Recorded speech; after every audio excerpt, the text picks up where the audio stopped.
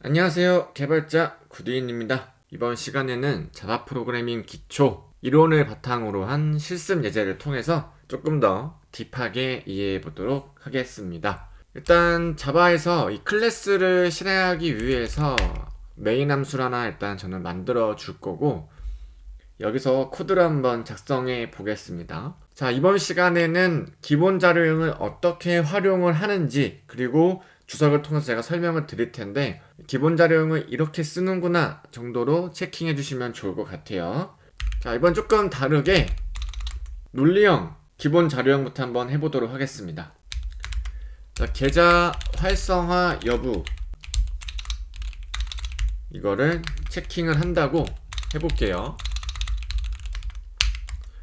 자, 그럼 타입이 불리언이니까 불리언 타입이고, 저는 is account active 이런 식으로 변수를 하나, 식별자를 하나 선언해 놓고 값을 true로 해 놓겠습니다.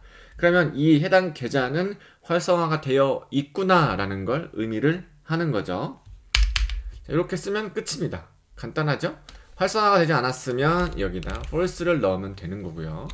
일단은 true 값을 한번 넣어 보겠습니다. 그리고 정수형을 한번 해볼게요.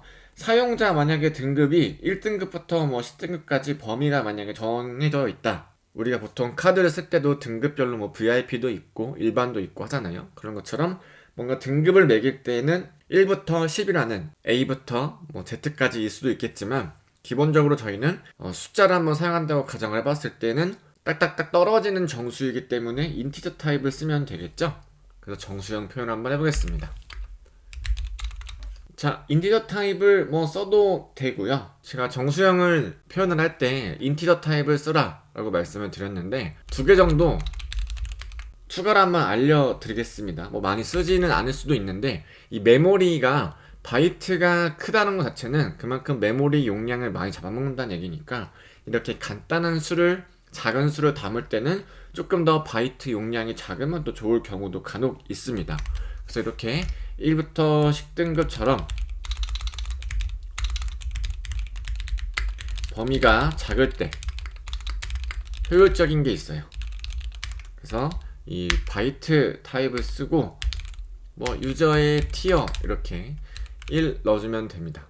뒤쪽에 제가 세미콜론을 꼭 찍어주는 이유는, 세미콜론을 찍어줘야지 해당 행, 이 줄에서 코드가 종료된다는 걸 의미를 합니다. 자, 그리고 짧은 단위가 아니라 이 횟수가 조금 더 클 수 있잖아요. 그래서 두 번째 정수형을 한번 표현해 보겠습니다. 하루 송금 제한 횟수, 요거는 조금 더 많을 수가 있잖아요. 그래서 2바이트로 조금 더 크게 지정할 수가 있어요. 자, short라는 타입이 있습니다. 그래서 이름 뭐 daily transfer limit count라고 해볼까요? 뭐 하루에 송금할 수 있는 횟수를 뭐 이렇게 뭐 500 이렇게 지정해 보겠습니다. 그러면은 간단하게 이렇게 숫자를 표현한 것보다는 범위가 조금 더 크니까 이때는 short라는 데이터 타입을 표기를 해서 쓰면 좋겠다 라고 이해하셔도 될 것 같아요. 보통 이거는 32,000 정도 숫자를 담을 수가 있습니다. 자, 그러면은 왜 short라는 데이터 타입이 2바이트인데 왜 32,000인지가 중요하겠죠. 왜 2바이트는 32,000까지 담을 수가 있는지.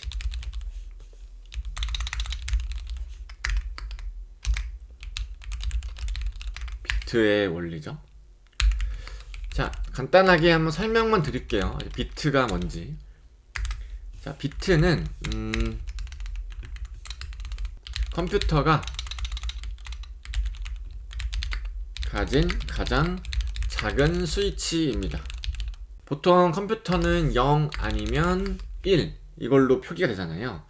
딱 두 가지만 정할 수가 있죠.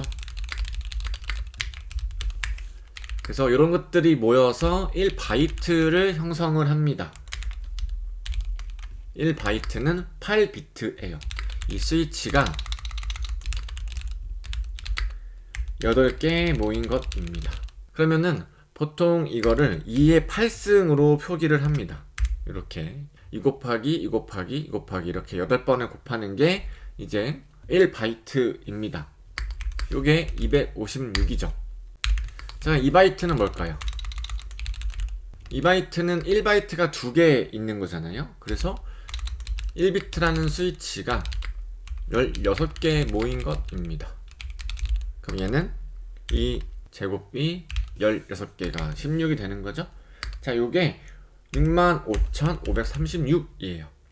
자, 근데 왜 32,000일까? 그죠? 숫자가 65,536인데 왜 32,000일까?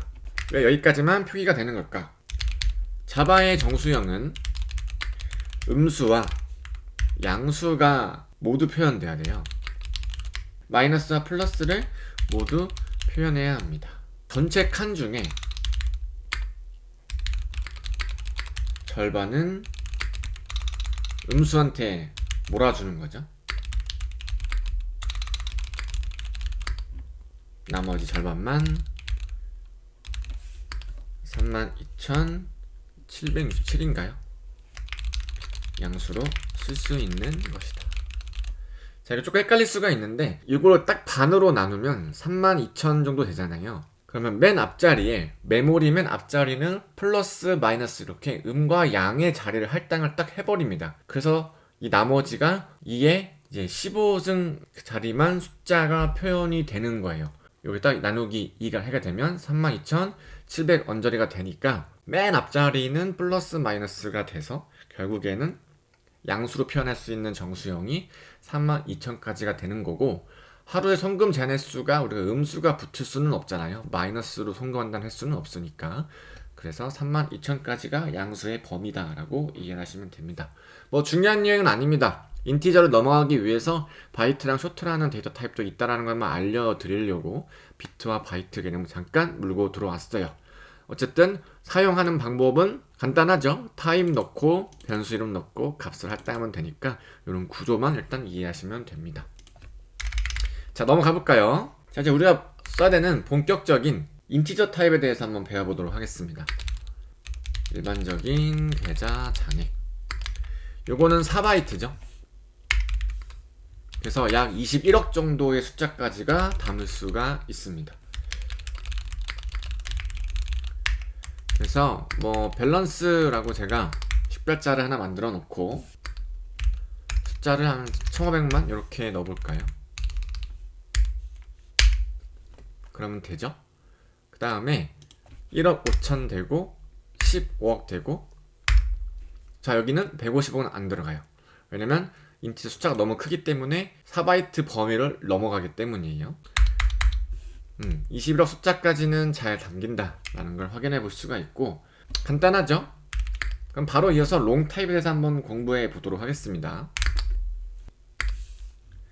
은행 전체 보유자산, 이런 것들은 숫자가 커야겠죠. 8바이트니까 21억이 넘어가는 숫자는 큰 금액은 반드시 이 롱 타입을 사용해야 한다. 자, 롱 이렇게 넣고 토탈 뱅크 뭐 어세츠라고 해볼까요?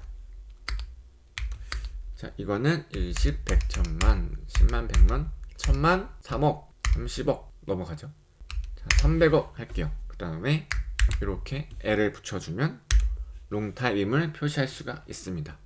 물론 소문자 L을 넣어도 되는데 조금 숫자처럼 보일 수가 있어요. 폰트에 따라서. 그래서 되도록이면 이렇게 대문자로 표기해서 롱 타입임을 명시해주면 좋습니다. 그래서 숫자 뒤에 L을 붙여야 한다. 어렵지 않습니다. 자, 그리고 이제 실수형을 한번 해볼까요? 우대 이자율 뭐 이런 거 있잖아요. 요거는 일단 8바이트로 일단 기본적으로 한번 해보겠습니다. 더블이 8바이트이고요.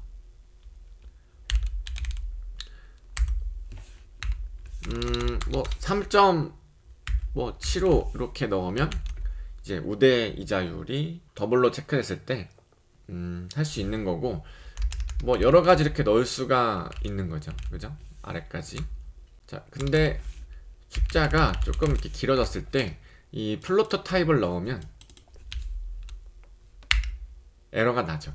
숫자가 너무 자릿수가 넘어가기 때문에 더블로 써줘야 됩니다. 그래서 되도록이면 실수를 표현할 때는 어지간해서는 더블형 타입을 쓰는 게 조금 더 정신건강에 이로울 수가 있으니 대부분은 이렇게 더블형을 써주시면 되고, 뭐 플로트형으로도 사실 쓸 수는 있습니다. 이렇게. 자, 이때는 이렇게 F나 소문자 F를 써줘서 플로터 타임임을 명시해주면 됩니다. 조금 다르죠? 이 정수형과 실수형을 표기할 때는 참고해주시면 돼요. 자, 마지막으로 문자가 있었죠?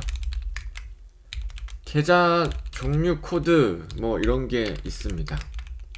문자는 2바이트였죠. 캐릭터 타입이니까. 뭐 어카운트 타입이라는 식별자 안쪽에 이렇게 S라고 넣어볼게요. S는 뭐 우리가 만들어서 규격을 정하면 됩니다. 적금, 뭐 세이빙인지 아니면 출자금인지 입출금 뭐 그런 건지 예금인지 이런 것도 계좌별로 타입을 정해줄 수가 있잖아요.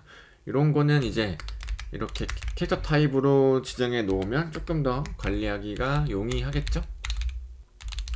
이렇게 입출금이다. 이런 식으로 해주시면 좀 나을 수도 있습니다.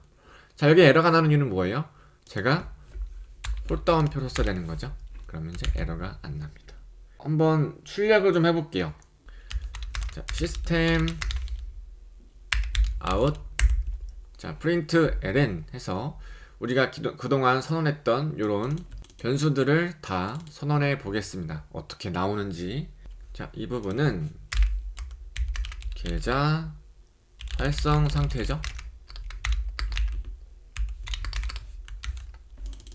복사하셔서 4개 정도만 해볼까요? 여기는 고객 등급. 고객 등급은 어떤 거였죠? 유저 티어였죠? 그 다음에 여기는 현재 잔액이니까 밸런스 넣으면 될 것 같습니다. 플러스 얼마인지 원 이렇게 넣어주고, 은행 총 자산 이거는 토탈 뱅크 어세트 이렇게 출력을 해 보면 되겠죠.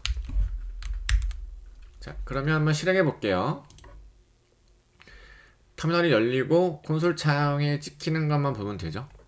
자, 여기 보면 프리미티브 메인 함수가 잘 실행이 됐고, 계좌 활성 상태가 true, 고객 등급이 1, 그리고 밸런스가 1,500만원, 은행 총 자산은 300억 원이 나왔습니다. 이렇게 출력을 일단 해 보았어요. 그럼 우리가 선언한 변수가 잘 활용이 됐고 잘 출력이 되었음을 인식을 할 수가 있었습니다. 네, 이렇게 간단하게 기본 자료를 선언해서 활용을 한번 해봤고, 어렵지 않죠? 엄청 간단해요. 예제가 조금 남아서 다음 예제는 바로 이어서 한번 진행해 보도록 하겠습니다.